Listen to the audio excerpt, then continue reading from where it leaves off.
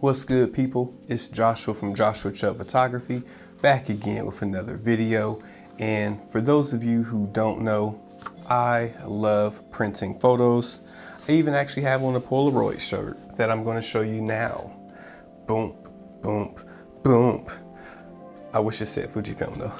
But anyway, I love printing out photos. To me, other than the picture capturing process, printing photos is probably my favorite thing. I do like to edit photos, but it would be, I guess, third place compared to actually capturing them and printing them. And so I have a love for the Instax printers. I have had the Instax SP2, the SP3, I've had the mini link, and I now have the wide link. Also have a Canon SP1300 selfie printer.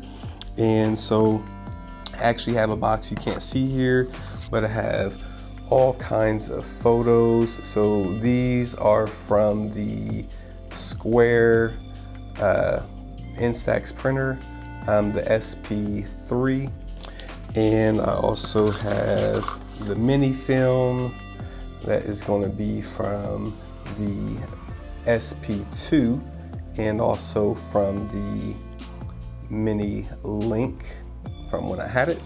The mini link I actually ended up sending back because it wasn't actually compatible to print directly from a Fujifilm camera to it.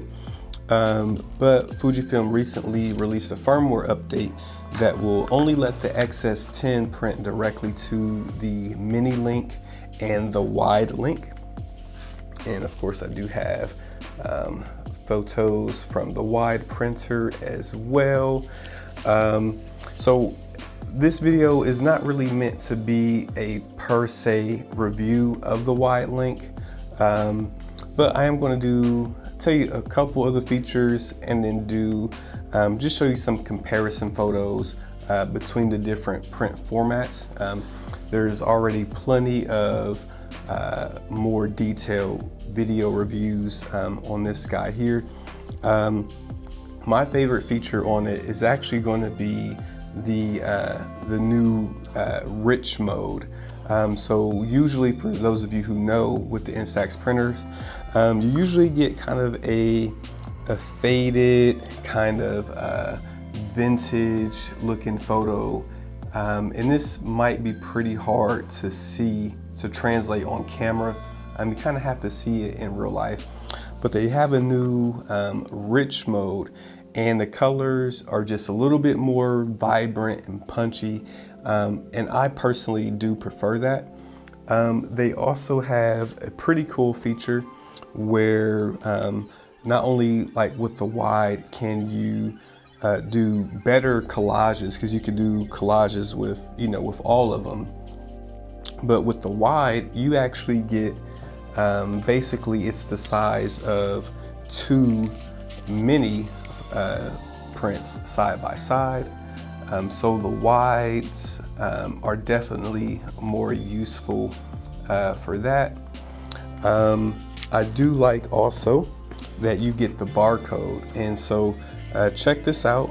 I don't know if you'll be able to actually get this barcode through the phone, because if you're watching on your phone, then you can't get it on your phone.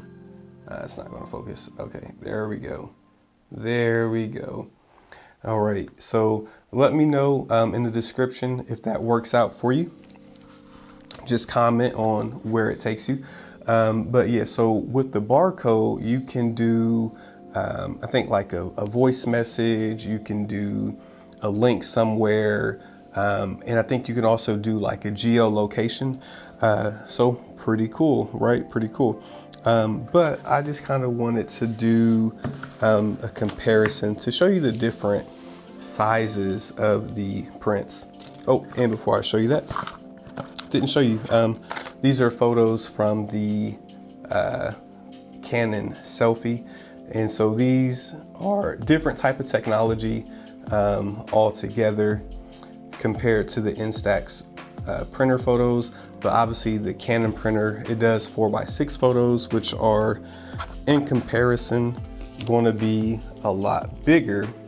But the selfie is not as portable as your Instax printer is going to be. Though they do sell like a battery pack that you can, you know, make it kind of portable where you don't at least need a charger or a wall outlet. But for the sake of this video, we're just talking about the Instax photos. And so here I have side by side the same exact photo.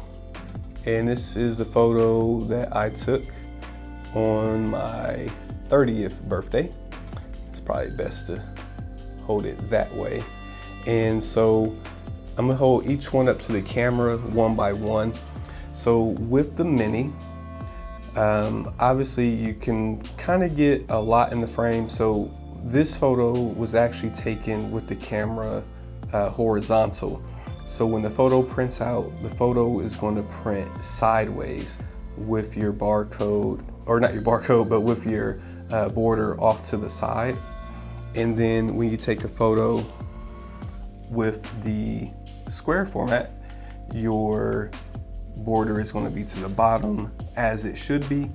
And so if we look here side by side, you can see that on the Mini here, there's actually more of me in the frame. You can see that beside my shoulder, there's actually space, where here on the square, it's going to be pretty much just to my shoulder. And then when we add in the wide, and I don't know if this is going to come through, this was printed in the rich mode. I don't know if you can really tell. See, the camera is probably not going to do it justice. You'd have to see these in real life, but you can still see that there is space on my shoulder. So if we hold up the Mini next to it, there's obviously more space with the wide compared to the Mini here. And then the comparison with the square. So like I said, my favorite feature of the wide is going to be the rich mode that it's going to produce. And then if I hold one of these up to it, you can see it's literally like half the photo. So yeah, but my favorite feature is definitely the rich mode on it. But looking at the photo without, you know, showing it to you here on the camera, even if I had to rank them, definitely the wide is going to be the best with the new rich mode that it has. This is a plant here, because this is probably not coming through, but this is like a fake plant that I was standing behind. And looking at it on the wide, you can actually tell, you can see the detail in the leaves. You can see that it's green. Part of it is a little bit, the shadows are crushed like in the very corner, but toward the top, you can actually see, you know, the green leaves. But on the Mini, it is completely crushed. There is very, very little detail, except for maybe at the very top you can tell it's green, but other than that, it's pretty crushed. Same thing on the square. So if I was going back and buying all of these today, or if I was going to pick one to buy, I would definitely go with the wide link. You can still find, you know, the Mini link, and you can still find like the SP3, like eBay and some other sites like that. But I would say the wide link is definitely worth the price tag that they're asking for. So you get the rich mode, you just get bigger film, so you can do actually even more of the collage prints. I think you can print like up to 16 photos on it. Plus you get the QR codes, kind of a no-brainer in my opinion.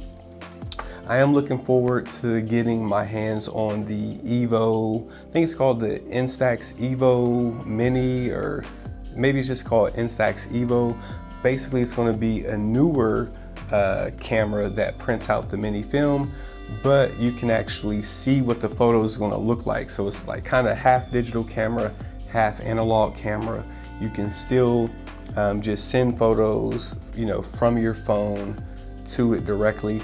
I don't know if you will be able to send photos directly from your Fujifilm camera to that camera to print off. That would be pretty cool if you could, but that one should also have that new rich mode as well. So that's all for today's video.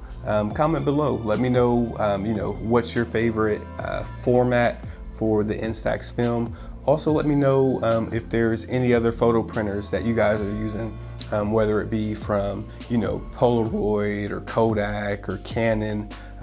Yeah, so let me know that down there as well. And until next time, I'll see y'all in the next video. Peace.